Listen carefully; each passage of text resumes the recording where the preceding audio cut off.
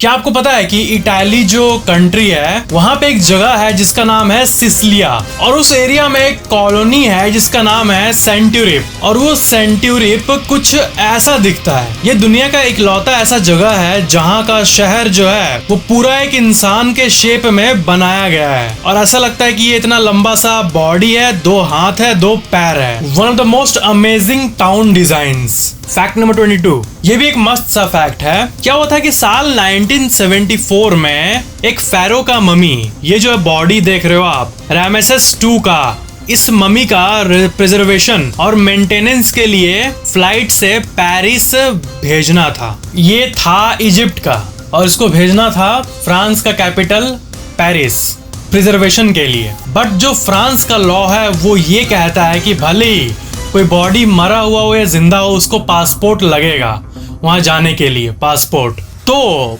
आपको पता है इजिप्शियन गवर्नमेंट आखिर में इस फेरो का एक पासपोर्ट भी बनाया। एज पर लॉ टेक्निकली चाहिए था, इसलिए गवर्नमेंट बना दिया इजिप्ट का इस फेरो का पासपोर्ट, और उस पासपोर्ट की मदद से इसको पेरिस ले गया गया। उस पासपोर्ट को आप यहाँ पे देख सकते हो। देखो यहाँ पे कंट्री कोड इजिप्ट लिखा हुआ है, पासपोर्ट नंबर लिखा हुआ है, फुल नेम लिखा हुआ है इतने पुराने जमाने का, और डेट ऑफ बर्थ देखो, ईयर लिखा हुआ है 1303 BC, और शुरू का जो डेट है ये है ही नहीं। प्लेस ऑफ बर्थ एग्जैक्टली पता नहीं था, nationality Egypt, male, date of issue जिस दिन किया गया था 1974 को, और एक्सपायरी भी है, और प्रोफेशन देखो किंग लिखा हुआ है, डिसीज्ड, मरा हुआ किंग, और नीचे लिखा हुआ है अरब रिपब्लिक ऑफ इजिप्ट। मस्त लॉ तो लॉ है। फैक्ट नंबर 21, जो समुद्र के लहरें होते हैं वो ऊपर से ऐसे दिखते हैं, ठीक है, लहर, बट कोई भी इंसान तो लहर के नीचे नहीं जा सकता, उसके लिए अंडर वाटर सूट और ये सब चाहिए होगा, बट मछलियां इजीली इस वंडरफुल व्यू को एक्सेस कर पाते हैं जो कि आपको एक वेव के नीचे मिलता है। This is the view of the under side of a wave. Fact number 20, एक बात बताऊं, जो आपका ये दिमाग है वो इतना ही दूर नहीं है। आपका जो ये स्पाइनल कॉर्ड है ना, जो रीढ़ का हड्डी, वो जो ऊपर से नीचे तक जा रहा है, वो पूरा आपका कॉन्शियसनेस होता है। मतलब दिमाग हो और स्पाइनल कॉर्ड का एक्टिव नहीं हो पार्ट्स, तो आप जैसे नॉर्मली फंक्शन कर पाते हो वैसे नहीं कर पाओगे। तो आपका जो कॉन्शियसनेस है, ह्यूमन ब्रेन, वो उसको पूरा देखो। ये होता है एक्चुअल ह्यूमन ब्रेन का पूरा सिस्टम। ये ब्रेन तो मेन पार्ट है ही, बट जो ये न्यूरॉन जो कि इसमें होता है और जो कनेक्शन जो कि स्पाइनल कॉर्ड में होता है वो बहुत जरूरी है, और ये फैक्ट बहुत अंडररेटेड और अननोन है लोगों से। इसलिए ना स्पाइनल कॉर्ड के चोट के बाद बहुत लोग ठीक से बोल नहीं पाते हैं। तो दिमाग पे तो चोट लगा नहीं है, स्पाइन में चोट लगा है, बट फिर भी कभी कभी लोग ऐसी घटना के बाद कुछ ठीक से बोल क्यों नहीं पाते हैं। कोई केस में वही बात है कि इसका जो स्पाइन का वो एरिया अफेक्टेड है जो कि इंपॉर्टेंट था और वो ब्रेन से कनेक्टेड था। तो आपका टोटल कॉन्शियसनेस ऐसा दिखता है जो कि आप अपने स्क्रीन पर देख रहे हो। Fact number 19, ऑर्थोसोम्निया। ये एक ऐसी कंडीशन है ना, इसको मैं एक्सप्लेन करता हूँ। आप रात को सोने गए और होता नहीं कि आपको पिछला नाइट या कोई भी नाइट आपको बहुत मस्त सा नींद आता है, तो आप सोचते हो कि आज भी वैसे सोऊंगा मस्त, तो दिमाग शांत करके सोने जाते हो। लेकिन आप इस बात को सोच रहे हो कि मेरे को अच्छा नींद मिलने वाला है, मेरे को अच्छा नींद मिलने वाला है, इस सोच के चलते ही आपको एक नॉर्मल से खराब नींद मिल जाता है। मतलब कि orthosomnia is a condition in which someone becomes so obsessed with getting a good night sleep that they actually lose sleep over it. ये होता है ऑर्थोसोम्निया। फैक्ट नंबर 18, ये बहुत ही मस्त फैक्ट है। आपने देखा होगा कि बहुत सारे टूथपेस्ट कंपनीज में डेंट यूज होता है, ठीक है, कोई भी डेंट, ऐसा मतलब डेंट बहुत कॉमन वर्ड है। तो ना स्पेस में अगर आप ब्रश करोगे अंतरिक्ष में, तो आपको आपके मुंह में जो फोम आएगा, और मतलब वहाँ पॉसिबल नहीं ना, वहाँ पे तो पानी भी ऐसे गिराओगे तो स्पेस में तैरने लगेगा। अंतरिक्ष यान में जो एस्ट्रोनॉट जाते हैं उनका कुछ ऐसा हालत होता है। तो ब्रश कैसे करते हैं वो लोग, अपने दांत को कैसे हेल्दी रखते हैं, तो इसके लिए नासा ने लिटरली नासा डेंट निकाला। इसे एस्ट्रोनॉट का टूथपेस्ट भी कहा जाता है, और ये नॉन फोमिंग है, इसमें ब्रश करते टाइम कोई फोम नहीं निकलता है, और ये इंजेस्टेबल है। अगर आपके पेट में चला भी गया, अगर ऐसे तो जाना नहीं चाहिए, उनको गाइडलाइन दिया जाता है कि आप ब्रश करके पेट में नहीं जाए, बट अगर चल भी गया तो कोई दिक्कत नहीं है, जीरो रिस्क है। ये है नासा डेंट। आई होप ये फैक्ट बहुत यूनिक सा एक फैक्ट था। इसको स्पेस में डेंटल हाइजीन के लिए अभी एक्टिवली यूज किया जाता है, नासा डेंट। फैक्ट नंबर 17, आपको पता है ना कि चाय जो होता है वो मतलब उसका प्राइस, ठीक है, 1 kg चाय अलग अलग कंपनी का मिलता है पैकेट में, ठीक है, उसको आप बनाते हो घर में। बट दुनिया का सबसे एक्सपेंसिव टी जो है ना वो चाइना का है, दा होंग पाओ। ये जो चाय है ये $6 लाख पर पाउंड, यानी करीब 8 करोड़ रुपए पर केजी के हिसाब से बिकता है। मतलब थोड़ा सा एक चम्मच चाय बनाते टाइम इसका अगर आप ये चाय पत्ती डालोगे तो उस एक बार चाय बनाने के लिए ही आपको 10 लाख रुपए लग रहे हैं लगभग। आप कहोगे इतना महंगा क्यों है ये मिंग डायनेस्टी पर डेट बैक करता है, पहले के जमाने से इसे बेचा जा रहा है। और इसका जो लीफ होता है ना उसको ऐसे माउंटेन पे उगाया जाता है जो कि 300 साल से भी ज्यादा पुराना होता है, और ये आज भी बिकता है, इसलिए इतना महंगा है। इसको मतलब बहुत मेहनत लगती है, जिस तरह सोने का दाम महंगा है इसीलिए क्योंकि उसको निकालना आसान नहीं है। तो जो चीज आसान नहीं है उसके लिए ऑफ कोर्स ज्यादा पे करना ही होगा, अगर उसको कोई पोजेस करना चाहता है तो। फैक्ट नंबर 16, देखो ये बहुत मस्त सा फैक्ट है टाइम डायलेशन के बारे में, बिल्कुल ध्यान से सुनना, बहुत पूरा लाइफ का एक मतलब जज्बात पलट देने वाला एक फैक्ट। अगर आप मान लो आप धरती छोड़कर 15 साल की उम्र में, ठीक है, मान लो आप 15 साल के हो और आप धरती छोड़ के स्पेस में गए near the speed of light, light के स्पीड से थोड़े कम स्पीड में ही आप बहुत दूर चल गए स्पेस में, और स्पेस में लाइट के स्पीड से जाके ही 5 साल बिताया। आप धरती से बहुत दूर नियर लाइट स्पीड से गए, वहां 5 साल बिताए, ठीक है, और 5 साल बाद आप धरती पे आए। पर जब आप स्पेस में जाके दूर कहीं सिर्फ 5 साल बिता के धरती पे आओगे ना, तब आपका एकदम से वक्त बदल जाएगा, जज्बात बदल जाएंगे। क्यों? क्योंकि आप नीचे देखोगे ना धरती को और किसी से पूछोगे कि ये कौन सा साल चल रहा है, विच ईयर इज दिस। मान लो 2021 में आप गए थे और 5 साल बाद मीन्स और 2026 में वापस आए, बट अगर धरती में आप किसी से पूछोगे कौन सा साल चल रहा है ये, तो आप तो 2026 में आए हो, बट ये प्लैनेट 2060 में चल रहा होगा, आप फ्यूचर में आ गए होंगे। और ये हुआ क्यों? क्योंकि आप गए थे एकदम बहुत स्पीड में, near the speed of light, इसीलिए। यस, इसी को टाइम डायलेशन कहते हैं, टाइम डायलेशन। आप 5 साल बाद आओगे तो आप 15 साल की उम्र में निकले थे तो आप 20 साल के ही हो गए, बट धरती में सब करीब 50-60 साल के हो रहे होंगे। आपका कोई दोस्त आप ही की उम्र का है, बट आप 5 साल लाइट के स्पीड से जाके वापस आओगे 5 साल बाद तो आप 15 से 20 हो गए, बट आपका वही दोस्त, स्कूल का दोस्त, बूढ़ा हो चुका होगा, 60 साल का हो चुका होगा। मस्त फैक्ट है। इसके ऊपर पूरा एक ब्रांच है, मतलब पूरा एक पढ़ाई होता है डेडिकेटेड, डीप साइंस में, इसको टाइम डायलेशन कहते हैं। बट इंसान ऐसा कोई टेक्नोलॉजी निकाल नहीं पाया है, ऐसा कोई इंजन नहीं निकाल पाया है इस पे आप बैठ के लाइट के स्पीड के नियर स्पीड पे जा सको। लाइट का स्पीड मतलब 3 लाख किलोमीटर पर सेकेंड, उतना स्पीड कैसे हो पाएगा? कोई टाइम ट्रेवल इसलिए आज तक नहीं कर पाया है, बट अगर कोई करने में कामयाब हो गया तब तो मजा आ जाएगा, या शायद नहीं आएगा, सब बूढ़े हो जाएंगे ना। फैक्ट नंबर 15, ग्लेना ड्यूरैम एक औरत थी जिसको अपने हस्बैंड के मर्डर के केस पे, एक एलिजेड केस पे मतलब रखा गया था। तो उसका बहुत घर में सर्च किया गया, तब उसके घर में ना एक तोता था बहुत दिनों से। पुलिस जब तोते के पास आए ना, उस तोता का नाम था बर्ड। वो तोता कुछ बोलने लगा, पता है क्या बोला वो? आप स्क्रीन पे देखो, वो बोलने लगा डोंट शूट, जैसे नहीं करते तोते बोलते हैं, तो वो डोंट शूट बोल रहा था। इसका मतलब शायद तोता जब उसकी वाइफ अब उसको मार रही होगी तब देखा होगा, इसलिए ये बोल रहा होगा डोंट शूट। और जब पुलिस आई तो तब भी तोता यही रिपीट कर रहा था।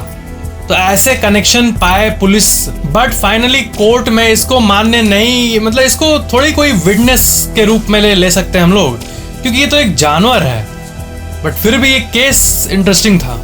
फैक्ट नंबर 14, इस्तानबुल, ये जो शहर है ना, इसको आप म्यूजिक वीडियोस में सुने होंगे इस्तानबुल। तो इस्तानबुल ही एक ऐसा शहर है पूरी दुनिया में, पूरे विश्व में, जो कि पूरे दो अलग अलग कॉन्टिनेंट में बसा है। मतलब एक ऐसा शहर जो कि दो अलग अलग कॉन्टिनेंट में एग्जिस्ट करता है। Istanbul is the only city that is situated on two continents, Europe and Asia. तो यूरोप और एशिया देखो यहाँ पे डिवाइड होता है। तो इस्तांबुल, ये जो आप एरो देख रहे हो, यहीं पे है और ये यूरोप का सबसे मोस्ट पॉपुलेटेड सिटी भी है। बट अमेजिंग बात यह है कि ये विश्व का इकलौता ऐसा शहर है जो कि अलग अलग कॉन्टिनेंट पे है। मतलब एक ही नाम का शहर इस्तांबुल, यूरोपियन साइड में और एशियन साइड में। Fact number 13, Guinness book of world record, आपको पता है कि उसको तोड़ने के लिए कितने लोग लगे हुए हैं? कोई भी स्पेसिफिक रिकॉर्ड ले लो उसको तोड़ने के लिए, तो आप तो अलग अलग टाइप का अपना कारनामा दिखा के Guinness book of world record हासिल कर सकते हो। बट ये जो एक रिकॉर्ड नहीं है कि सबसे लॉन्गेस्ट टाइम अवेक, आप कितने देर तक बिना सोए रह सकते हो, तो क्या है कि बहुत लोग पूरे विश्व में मतलब हद ट्राई करने लगे, एकदम जग जग के ट्राई करने लगे, भले मर जाएंगे but Guinness book of world record लेके रहेंगे। तो finally Guinness book of world record इस स्पेसिफिक रिकॉर्ड को वैलिडेट करना बंद कर दिया, ये सोने वाला। और उसके बाद से सब लोग ट्राई भी मारना छोड़ दिए, क्योंकि अब लोग कितने भी देर जग ले, रिकॉर्ड तो मिलने नहीं वाला है,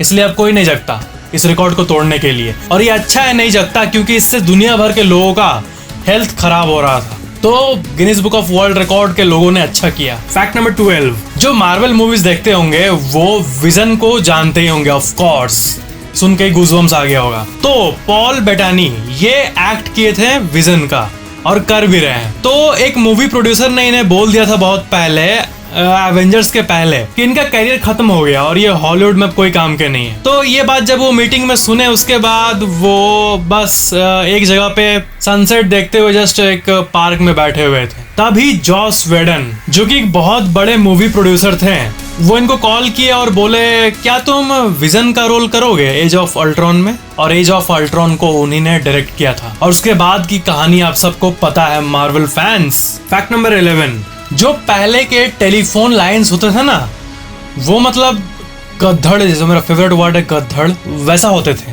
आजकल के टेलीफोन लाइंस इतने पतले पतले होते हैं, लैंडलाइन वाले। बट 1979 का जो ये टेलीफोन लाइन है, उसे आप देखो, इतने मोटे मोटे। आजकल का जो फाइबर ऑप्टिक्स केबल होता है, जिसपे एक एक जीबीपीएस का स्पीड का इंटरनेट आजकल अवेलेबल हो रहा है, वो भी इतना मोटा भी नहीं होता है। और इसे देखो, सिर्फ बात करने के लिए, बिना डेटा का भी ऐसा था पहले।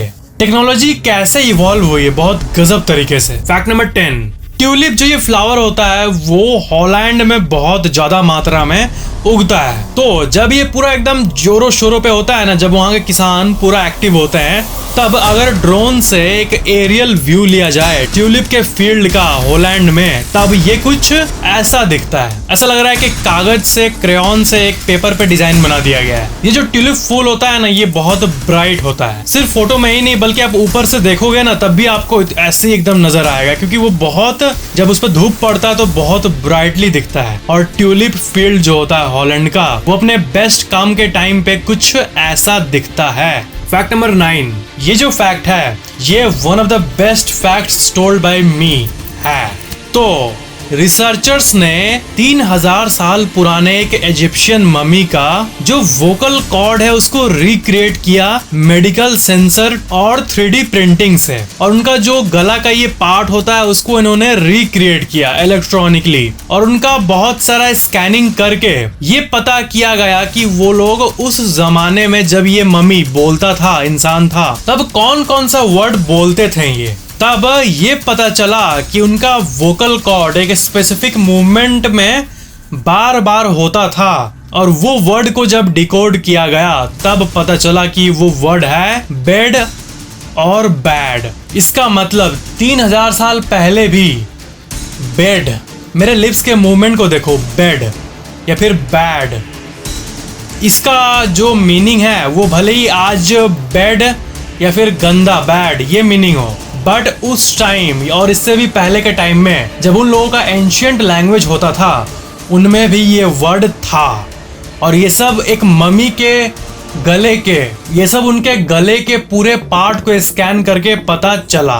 बेड, बैड, कोई भी वर्ड हो या नहीं हो पुराने जमाने में, बट बेड और बैड था, मे बी मीनिंग अलग था। फैक्ट नंबर 8, देखो ये जो फोटो है इसमें आपको दुनिया के जितने टाइप के जो एक आउल है ना, ये आपको देखने मिलेगा। ये देखो snowy owl, pad owl, great horn owl, और आप बाकी सब आउल्स को देख सकते हो। पता है मेरे को सबसे स्कैरी कौन सा लग रहा है, डरावना? ये लास्ट लाइन का थर्ड, ये अजीब दिख रहा है, भूत की तरह। फैक्ट नंबर 7, नीदरलैंड्स रोटरडैम में एक हाउस है बहुत यूनिक तरीके का। देखो क्यूब हाउस, इसको कहते हैं क्यूब हाउस, और ये कुछ ऐसा दिखता है। फैक्ट नंबर 6, इस दुनिया का सबसे ओल्डेस्ट बियर फैक्ट्री जो है वो इजिप्ट में ही है। और ये जो पीने अल्कोहल ये सब जो चलता है ना, ये सब आज से ही नहीं, या फिर कुछ साल, 100 साल, 5 साल पहले से नहीं, बल्कि बहुत पहले से ये चीजें चलती आ रही है। और दुनिया का सबसे ओल्डेस्ट बियर फैक्ट्री को आप देख सकते हो अपने स्क्रीन पे, 5000 साल पुराना एक बियर का फैक्ट्री। फैक्ट नंबर 5, यूएस जो है वो अलास्का को, इस जगह को रशिया से खरीदा था 1867 में 7.2 मिलियन डॉलर्स में। और उस जमाने में 7.2 मिलियन डॉलर्स का जो वैल्यू था वो आजकल के जमाने में 125 मिलियन डॉलर के आसपास है, यानी करीब 1200 करोड़ रुपए के आसपास। और व्हेन एडजस्टेड फॉर इन्फ्लेशन, जो रियल मैड्रिड है ये क्रिस्टियानो रोनाल्डो को साल 2009 में adjusted to the current inflation 124 million dollar पे किया था। मतलब समझ रहे हो स्पोर्ट्स में कमाई क्रिस्टियानो रोनाल्डो का। इसलिए अगर पेरेंट्स कभी बोले कि खेल कूद के कोई आगे नहीं बढ़ता, दैट्स नॉट ट्रू। इंसान हर कुछ में ही आगे बढ़ सकता है। आजकल अगर दिमाग से काम किया जाए तो हर पैशन में ही कैरियर है। फैक्ट नंबर 4, बहुत सारे कंट्री का जो बैंक होता है ना उसको हैक करने का कोशिश किया जाता है। तो बांग्लादेश के बैंक सिस्टम में कुछ महीने पहले बिलियंस ऑफ डॉलर को फिलीपींस में मूव करने का ट्राई किया जा रहा था, ठीक है। और 4 रिक्वेस्ट जो कि 81 मिलियन डॉलर का था वो अप्रूव हो भी गया था, बट 5th रिक्वेस्ट जो कि 20 मिलियन डॉलर का था उसको ना हेल्ड अप कर दिया गया, क्योंकि जो हैकर्स थे वो एक गलती कर दिए थे। वो फाउंडेशन वर्ड को फैंडेशन लिख दिए थे गलती से। और ड्यूट्स बैंक जो कि हैंडलिंग कर रहा था राउटिंग ऑफ द मनी को, जहां पे पैसा आ रहा था, उसने बांग्लादेश बैंक को कॉल किया और पूछा कि ये एक्चुअल में मतलब जैसे देश में जो ट्रांसफर होता है नॉर्मली वही हो रहा है ना ऑफिशियली, बट वो बताए नहीं ये हैकर्स कर रहे हैं। तो बाद में ये पता चला कि उन हैकर्स का प्लान था 7000 करोड़ लूटने का, मतलब बांग्लादेश से फिलीपींस ट्रांसफर करने का। और इसमें से 4 रिक्वेस्ट 81 मिलियन डॉलर, इसका मतलब 320 मिलियन डॉलर, इसका मतलब 2000 करोड़ ट्रांसफर हो भी गए थे, बट बाकी का 5000 करोड़ बच गया, क्योंकि मक्खन की तरह ट्रांसफर होते जा रहा था। बट बीच में जो होता है ना स्पेलिंग मैच होता है अकाउंट ट्रांसफर में, उस स्पेलिंग मैच में फाउंडेशन को फैंडेशन लिख दिया था। इसीलिए आपको थोड़ा कॉम्प्लेक्स लग रहा होगा, बट देश के जो बैंक होते हैं उसमें हैकर्स एक देश से दूसरे देश के बैंक में ऐसा हैक करके ट्रांसफर करने का कोशिश करते रहते हैं, ऐसा न्यूज आते रहता है। बट ये $1 बिलियन का प्लान, 7000 करोड़ किसी देश से चोरी करना, किसी और देश में ले जाना, ये आज तक के सबसे बड़े प्लान्स में से एक था। और ये हैकर्स की, चोरों की एक स्पेलिंग मिस्टेक जो कि कंप्यूटर में हैक करते टाइम वो किए थे, उसके चलते रुक गया। फैक्ट नंबर 3, ब्लू मार्लिन मछली को देखो, इतने बड़े होते हैं, बट एक बेबी ब्लू मार्लिन जब छोटा होता है तब देखो आपका जो फिंगर है ना लिटरली उस पे ऐसा इतना छोटा अट जाएगा। और जब ये बड़ा होता है तब 800 किलोग्राम तक ये पहुंच जाता है, और एटलीस्ट 5 मीटर बड़ा तो होता ही है। ये सबसे अमेजिंग फिशेस में से एक है। फैक्ट नंबर 2, देखो ये बहुत ही एक इमोशनल सा पिक्चर है। नील आर्मस्ट्रॉन्ग का जो फैमिली है वो अपने डैड को चांद पे जाते हुए देख रहा है। ये एक बहुत कॉमन सा पिक्चर लगे आपको, बट ये जो पिक्चर है इसमें बहुत बड़ा इमोशन छुपा हुआ है। एक लड़का देख रहा है बाइनोकुलर से कि इनके पापा मून पे जा रहे हैं, नील आर्मस्ट्रॉन्ग मून पे जा रहे हैं। फैक्ट नंबर 1, तो सबसे मेन फैक्ट, ये जो आप मूवीज जब शुरू होता है बहुत सारा मूवी, तब आप देखोगे ये इंट्रो कोलंबिया पिक्चर्स का, इस कंपनी का ये इंट्रो है। तो इसमें जो ये लेडी आती है ना, ये ना आपको पता है फुल्ली एनिमेटेड नहीं है, ये एक्चुअल में जेनी जोसेफ है। और उस लोगों का बिहाइंड द सीन्स ये देखो, ये है, ये देखो स्टूडियो में पीछे पर्दा है और ये पोज बना के खड़ी है। और ये 1992 में शूट किया गया था और ये आज भी चल रहा है। माइकल डियास, इनको एक नया इंट्रो बनाने का जिम्मेदारी दिया गया था। तो ये कैथी एंडरसन के साथ काम करते थे और कैथी एंडरसन का एक कोवर्कर थी जेनी जोसेफ। और इनको पूछा गया कि क्या आप इंट्रो के लिए ऐसे मॉडल बन के शूट करना चाहोगी, और इनको क्या पता था कि इनका ये कितना बड़ा अपॉर्चुनिटी है। इन्होंने ऐसे ठीक है चलो करते हैं, और मस्त एक अपार्टमेंट में इसको शूट किया गया। तो जेनी जोसेफ ऐसे पोज लेके खड़ी हुई, शूट फिनिश्ड, इसको इंट्रो बनाया गया 1992 में। और ये अभी के टाइम पे one of the most famous intros है मूवीज के वर्ल्ड में, हर कोई लगभग इनको जानता है। और जेनी जोसेफ जो है उनकी मृत्यु अभी हाल ही में साल 2018 में 8 जनवरी को अनफॉर्चुनेटली हो गई। और जो आप यहाँ पे एक ओल्ड लेडी को देख रहे हो, ये 2018 की पिक है, ये वही है जो कि मूवी के इंट्रो में है। तो ये था इस फेमस इंट्रो के पीछे का एक बहुत ही इंटरेस्टिंग सा फैक्ट। वीडियो पसंद आया तो लाइक जरूर करना और शेयर भी जरूर कर देना, और मेरे ऑफिशियल इंस्टाग्राम को फॉलो जरूर करना, लिंक डिस्क्रिप्शन में है। और चैनल को सब्सक्राइब करके बेल आइकन भी ऑन जरूर कर लेना for more interesting videos like this. Thank you so much for watching this video.